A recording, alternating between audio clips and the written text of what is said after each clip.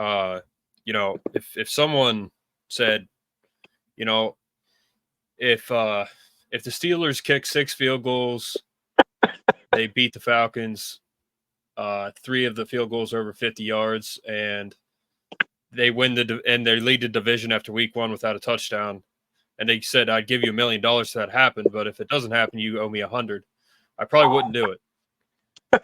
So yeah, man, like that was the fact that we didn't score a touchdown and we lead the division after week 1 is crazy. And Chris Boswell, he's going to get a key to Pittsburgh for sure. So what did I say in our last podcast, man? The Boz is one of the more important players in the entire offense. We can all talk about what quarterback needs to be playing, what running back needs to do what. We need all our wide receivers, but the kicker is always a consistent thing for us. And I just love knowing that dude has pretty much been responsible for about 2 or 3 seasons worth of winning seasons. Truly. I mean, I remember there was a stretch where we had to rely on Chris Boswell's game-ending kicks. I think it was like 2020 or 2019 or something. It was one of those seasons where they just had like 4 straight games where Boswell was responsible for winning the games. And it was the reason why we had a winning season that year. It was always a factor. And I just love knowing that Boz is still himself, and he is going to be with us for however many years he has left. He's going to be a Steeler for life, and we're going to remember him for a long time.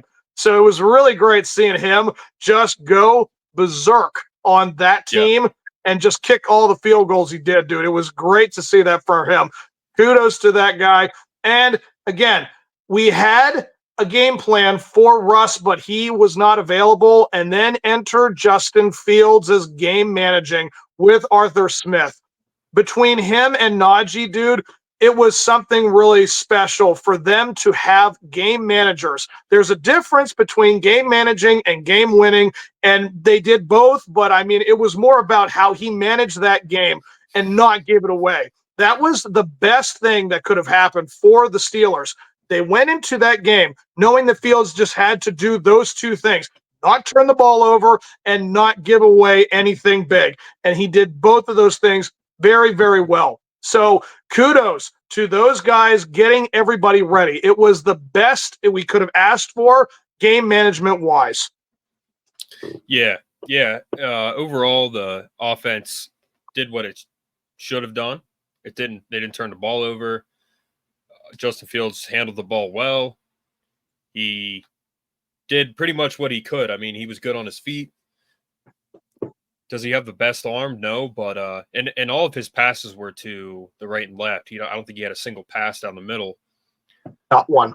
Now, yeah, the NFL, like, they will have schemes against stuff like that, but overall, I thought he did well. It didn't really remind me of last year, as we talked about. They didn't have a touchdown, but they managed it well. Our defense is really good. That was a good Falcons team. I mean, they have a lot of weapons.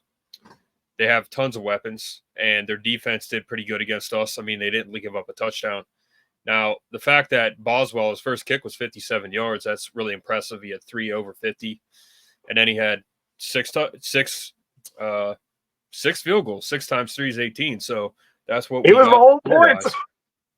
Yeah, so my brother had him as the kicker in our fantasy league, which is funny because he got like 20 points. And yes, he did. League, the league points-wise, they're not as high as most leagues that I'm used to.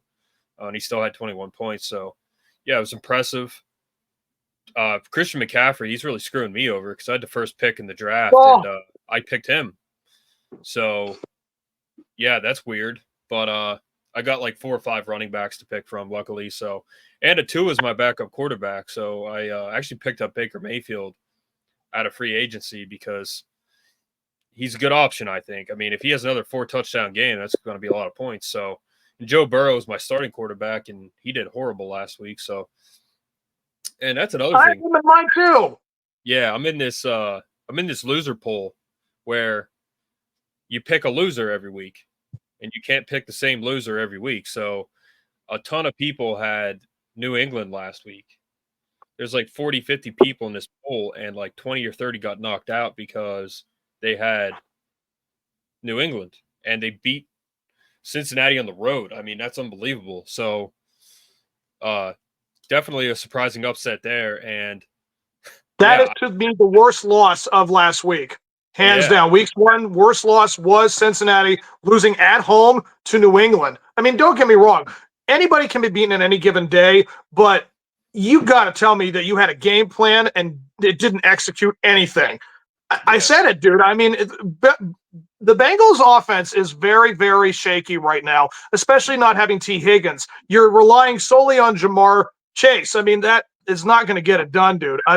Yeah, it was definitely a surprise for sure. I just remember kept checking my phone and I'm waiting for Cincinnati to score. It never happened. And it was crazy. Listen, they can say what they want about Joe Burrow. If he's not 100%, which I don't think he is, that's going to be a problem for them going forward.